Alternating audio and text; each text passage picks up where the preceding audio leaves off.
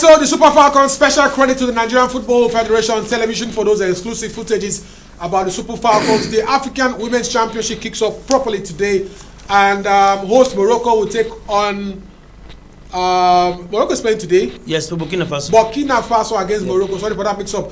Well, the Super Falcons will play on Monday against South Africa. But let's start with Morocco against Burkina Faso. The Moroccan club, they are the defending champions for the African Women's Champions League. Let's not forget they beat Sundowns of South Africa.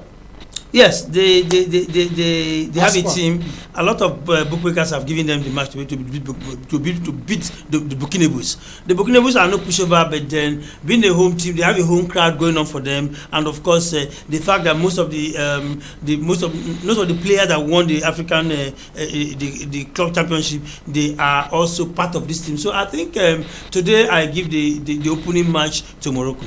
Okay, so let's talk about Super Falcons and let's go back to those footages. And the Super Falcons, we have a new coach, Asisa Toswala, big player for Barcelona. There's also actually Plumte, the Oyibo, let me not use that word Oyibo, the Nigerian player who changed nationality to. I think honestly, this is the 14th edition of the Women's Championship, and it's been hosted by Morocco. Out of the 14th edition, Nigeria has won 9. Ready? So I'm good. Are you ready? That's the question. To pursue the 10th one, and they have what it takes to be able to do it. They only lost twice. Yes, they saw only. You are out the first game. So here's what the rule is, which honestly doesn't make sense to me. The Ghana and the Ivory Coast, between the 4 games, any 2 cards, whether they were together or not, they were able to, Ghana has a very good team. They beat Ghana, and then they have to beat Côte d'Ivoire, and the 2 of them they able to emerge to qualify. I'm still going to look and try to see if I can do a little bit more investigating. Uchenna and Ifeoma, they're very covered, and then of course they are the upcoming strikers we're having today, and of course Oshola is also experienced and part of the team. So I think the Super Falcons have what it takes to be able to see their first game off against South Africa. Don't write off South Africa. South Africa have been developing their game over time, and then they've come of age, and it's okay. They are a team to be reckoned with in Africa. In fact, they're highly. They are paying the Bayana. They call them. Bayana. They are paying them more. That is girls. The girls. They're paying them more to win this tournament. They want to win this tournament. They want to dethrone Super Falcons. And that is their target. And then we're in a group with Botswana and Burundi. All right. So Botswana. Let's help the official get set up with her warm-up. Nigeria is there. 15, I give that 12, Nigeria and South Africa will qualify from that group for the next round. But then not writing off Botswana and Burkina Faso. But Burundi. But then we know that yes, these teams are there, but they don't have what it takes to be able to offset these 2 teams. This is football. But so I think they are motivated enough. They should be able to go. South Africa's target is to dethrone Super Falcons. So the most threatening team here for Super Falcons in South Africa. Of course, yes, that is the most threatening. What about Cameroon? Cameroon they did well at the last World Cup. Cameroon did well. In fact, they went further than Nigeria, did they? I think they did. They are not the write-off. I think meeting Cameroon will be maybe towards the quarterfinals. Yeah.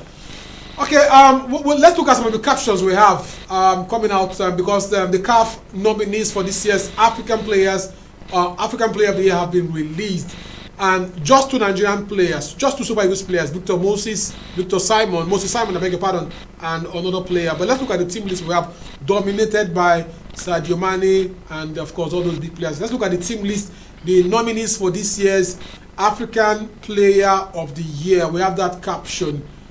I think they are all big players. You say Sadio Mane and they are big players. They are all big players. So all of them to arrive at this level.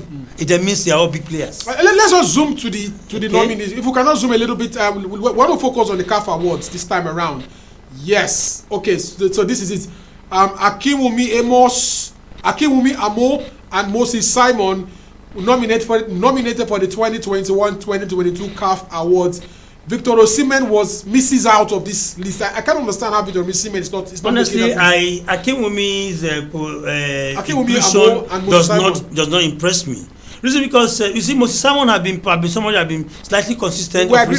He had a good Nations Cup. Yeah, he had a good Nations Cup. But Akinwumi, honestly, I do not know the criteria they used to bring Akinwumi ahead of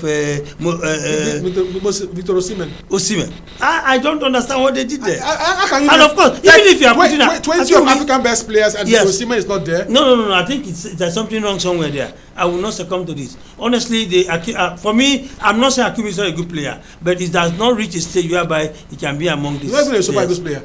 Yes, he's not a regular Super Eagles player. He's not. Anyway, Akinwumi is, I think, it's for the CAF local player of the year award. We'll look at the list again. Okay, we'll check it and see in Africa players who play. Players who play in Africa. They look at foreign base and African base in all the I think that is where the criteria comes in. But okay, let's look at each country what they are produced on the African. But even then, for the top 20 players, Victor Osimhen not there.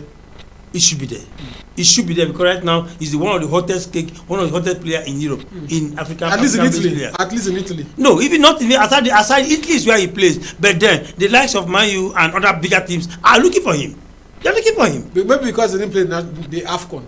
We didn't see him at the AFCON. Yes, but I think even outside that, he has done so well in Italy, and then they are looking for strikers to replace other ones that are gone. In like replacements. Well, the league has not ended. Nigerian Football League has not ended yet. Rivers United are the champions. The league hasn't ended. They won this title with 3 matches to spare, so matches still continue.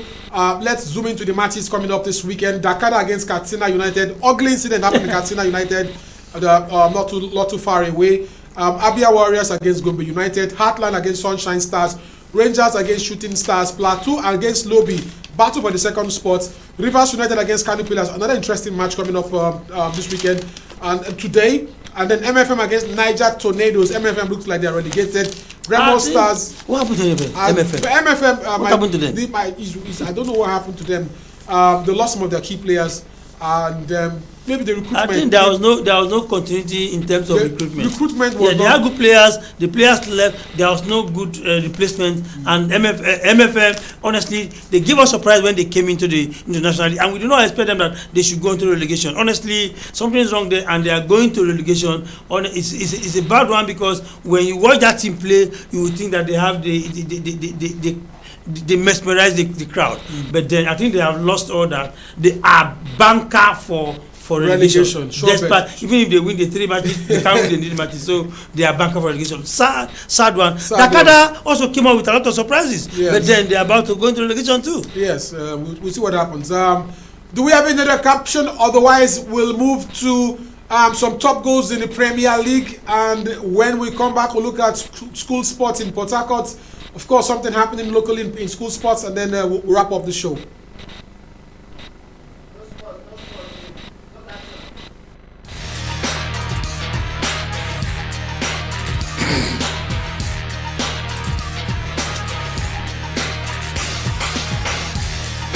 I said, listen to me, boss.